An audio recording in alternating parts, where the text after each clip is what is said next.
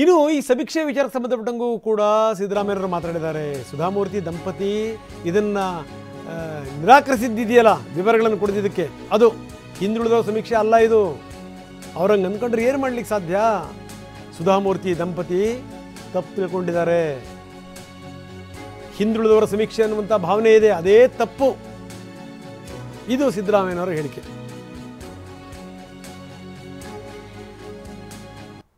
ಹಿಂದುಳಿದವ್ರ ಸಮೀಕ್ಷೆ ಅಲ್ರಿ, ಅವ್ರು ಬರ್ದಿದ್ದಾರೆ ಸರ್. ಅವ್ರು ಏನಾರ ಬರಿಲ್ಲಪ್ಪ, ಅವ್ರಿಗೆ ಅರ್ಥ ಆಗದೆ ನಾವೇನ್ ಮಾಡಕ್ಕಾಗಲ್ಲ. ಇದು ಹಿಂದುಳಿದವ್ರ ಸಮೀಕ್ಷೆ ಅಲ್ಲ, ಗೊತ್ತಾಯ್ತಾ? ಇದು ಇಡೀ ಪಾಪ್ಯುಲೇಷನ್ ಸಮೀಕ್ಷೆ.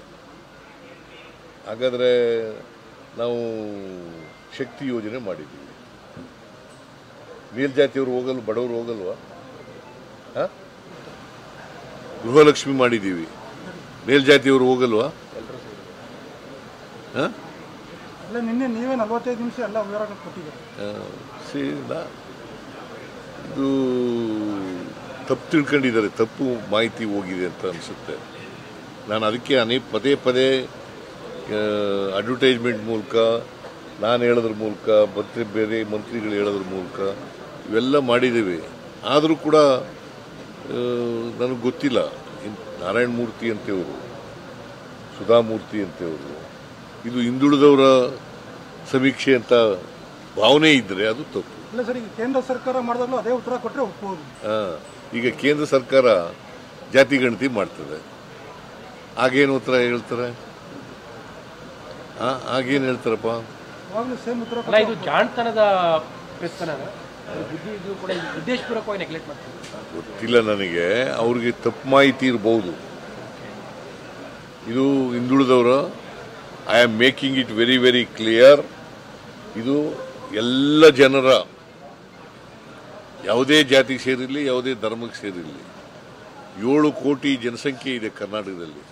7 ಕೋಟಿ ಜನರ ಸಾಮಾಜಿಕ, ಶೈಕ್ಷಣಿಕ, ಆರ್ಥಿಕ ಸಮೀಕ್ಷೆ. ಇನ್ನು BK ಹರಿಪ್ರಸಾದ್ ಒಂದು ಹೆಜ್ಜೆ ಮುಂದಕ್ಕೆ ಹೋಗಿ ಮಾತಾಡಿದ್ದಾರೆ. ಸಮೀಕ್ಷೆಯಲ್ಲಿ ಭಾಗಿಯಾಗದವರಿರುವಂಥವರು ದೇಶದ್ರೋಹಿಗಳು, ಸಂವಿಧಾನ ದ್ರೋಹಿಗಳು. ಇದು ಹರಿಪ್ರಸಾದ್ ಅವರ ಮಾತು. ಮೇಲ್ಜಾತಿಯವರಿಗೆ ಹಿಂದುಳಿದ ಸಮೀಕ್ಷೆ ಬೇಕಾಗಿಲ್ಲ. CM ಏನೋ ಧೈರ್ಯ ಮಾಡಿ ಕೆಲಸ ಮಾಡ್ತಾ ಇದ್ದಾರೆ. ಅವರೆಲ್ಲ ತಂತ್ರಜ್ಞಾನ ದಿಗ್ಗಜರು ಅನ್ಸ್ಕೊಂಡಿರುವಂಥವ್ರು, ಸರ್ಕಾರದಿಂದ 1 ರೂಪಾಯಿಗೆ ಭೂಮಿ ಪಡ್ಕೊಂಡಿರುವಂಥವ್ರು, 35,000 ಕೋಟಿ ರೂಪಾಯಿ ತೆರಿಗೆ ಕಟ್ಟೋರು.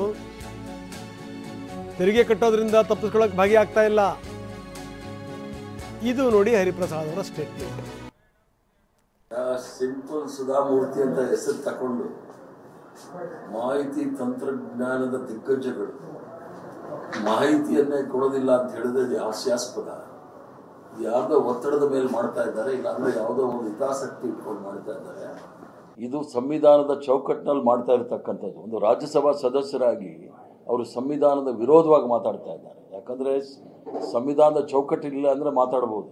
ಆದ್ದರಿಂದ ಹಿಂದುಳಿದ ವರ್ಗದವರ ಏಳಿಗೆಗೆ ಸಂಪೂರ್ಣವಾಗಿ ವಿರೋಧ ಇರತಕ್ಕಂಥ ಹೇಳಿಕೆಗಳಿವೆ. ಇವ್ರಿಗೇನಾದರೂ ಅಷ್ಟೊಂದು ಕಾಳಜಿ ಇದ್ದಿದ್ರೆ ಸರ್ಕಾರದ ವತಿಯಿಂದ ಅಲ್ಲಿ ಬಡ ರೈತರ ಜಾಗಗಳನ್ನು ಸುಮಾರು 1 ರೂಪಾಯಿಗೂ ಜಾಗ ಕೊಟ್ಟಿದ್ದಾರೆ ಇವ್ರಿಗೆ. ಅಂದರೆ 35,000 ಕೋಟಿ GSTನೇ ಏನೋ ಕಟ್ಟಬೇಕು ಇವರು. ಅದನ್ನು ತಪ್ಪಿಸ್ಕೊಳ್ಳೋಕ್ಕೆ ಇದನ್ನೆಲ್ಲ ಮಾಡ್ತಾ ಇದ್ದಾರೆ. ಇದನ್ನು ಖಂಡಿಸ್ತೀವಿ. ಅಲ್ಲ, ಯಾವ ಜಾತಿ ಪ್ರಶ್ನೆ ಇಲ್ಲಿ ಬರೋದಿಲ್ಲ. ಇಲ್ಲಿ ಯಾವ ಡೈರೆಕ್ಷನ್ಸ್ ಅವ್ರು ತಗೊಂಡಿದ್ದಾರೆ ಗೊತ್ತಿಲ್ಲ. ಜಾತಿ ಸಮೀಕ್ಷೆಗೆ ಅಂದರೆ ಮೇಲ್ಜಾತಿಯವ್ರ ವಿರುದ್ಧ ಇದ್ದೇ ಇರುತ್ತೆ. ಅದು ಮೊದಲಿಂದ ಇದೆ, ಈಗಲೂ ಇದೆ, ಮುಂದೆನೂ ಇರುತ್ತೆ. ಆದರೆ ಒಂದು ಸಾಮಾಜಿಕ ಮತ್ತು ಶೈಕ್ಷಣಿಕವಾದ ಸಮೀಕ್ಷೆ ಮಾಡುವಾಗ ಅದಕ್ಕೆ ವಿರುದ್ಧ ಮಾಡ್ತಾರೆ ಅಂತ ಹೇಳಿದ್ರೆ, ಇವರು ಸರ್ಕಾರದ ವತಿಯಿಂದ ಎಲ್ಲ ಸೌಲಭ್ಯಗಳನ್ನು ತೆಗೆದುಕೊಂಡು ಸರ್ಕಾರದ ಕಾರ್ಯಕ್ರಮಕ್ಕೆ ವಿರೋಧ ಮಾಡಿದ್ರೆ ಅದು ನಾನು ಹೇಳಬೇಕಾದ್ರೆ ದೇಶದ್ರೋಹ ಅಂತ ಅನಿಸುತ್ತೆ.